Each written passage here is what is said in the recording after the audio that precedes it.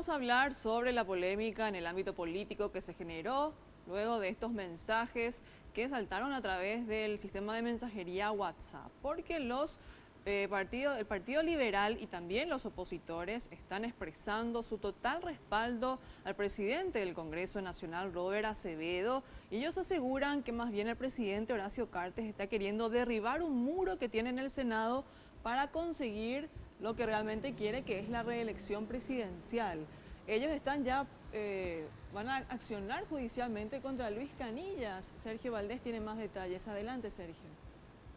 Asimismo, el presidente del partido, Efraín Alegre, fue contundente y dijo estar cansado de estas reiteradas intentonas del presidente Cartes de poder conseguir la enmienda constitucional a toda costa.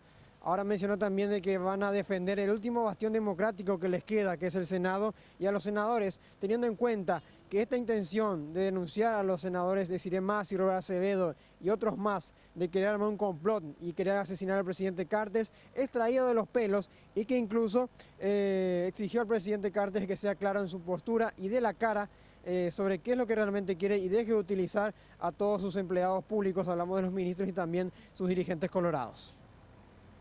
Y le pedimos al presidente Cartes que deje de esconderse detrás de sus empleados, detrás de sus funcionarios, que ponga la cara, que no sea cobarde, que no tenga la actitud de los cobardes, que ponga la cara y diga qué es lo que quiere. El Paraguay quiere saber cuál es el proyecto del presidente Cartes, pero que lo diga él. Todos sabemos seguramente en qué está embarcado el presidente. El gobierno no se dedica a perseguir a los delincuentes, no se dedica a ver la problemática del EPP, está concentrado, escuchando a los ciudadanos, escuchando a los opositores, tratando de construir una nueva dictadura en el Paraguay. En el Paraguay ya nadie está seguro. Todos estamos controlados. Hay que saber eso. Todos estamos controlados. He sabido de que el 25 de agosto ese proyecto de enmienda ya fue rechazado, por lo tanto no podemos tratarlo en el plazo antes de cumplir ese plazo.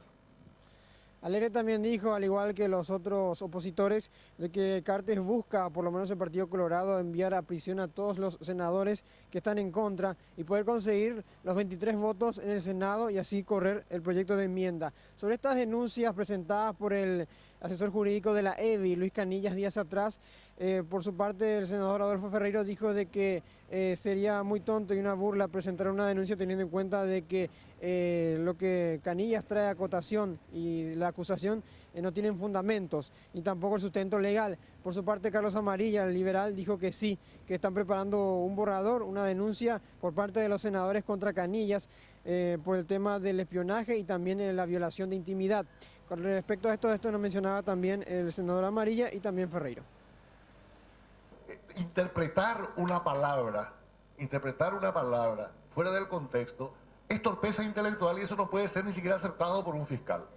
Es como que yo pretenda procesar a toda la hinchada de un club porque se puso a gritar: te vamos a matar al jefe de bomberos, ¿verdad? Es decir, ese nivel de torpeza, por eso causa risa.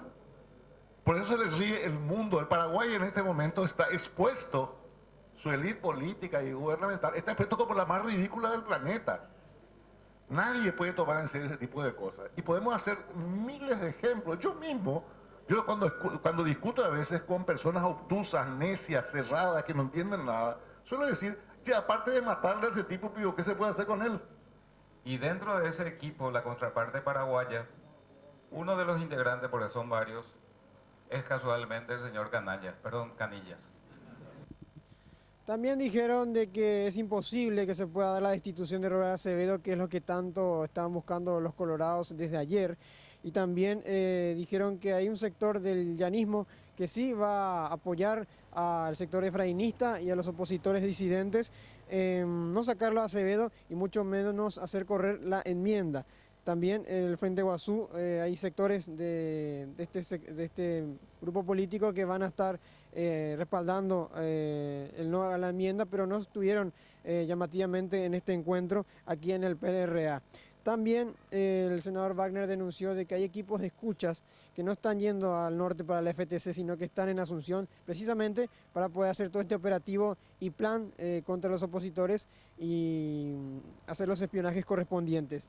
Y por último también dijeron de que el presidente Cartes estaría teniendo el apoyo del presidente Evo Morales de Bolivia, que también es uno de la región, uno de los presidentes que logró perpetuarse en el poder por lo menos unos cuantos años.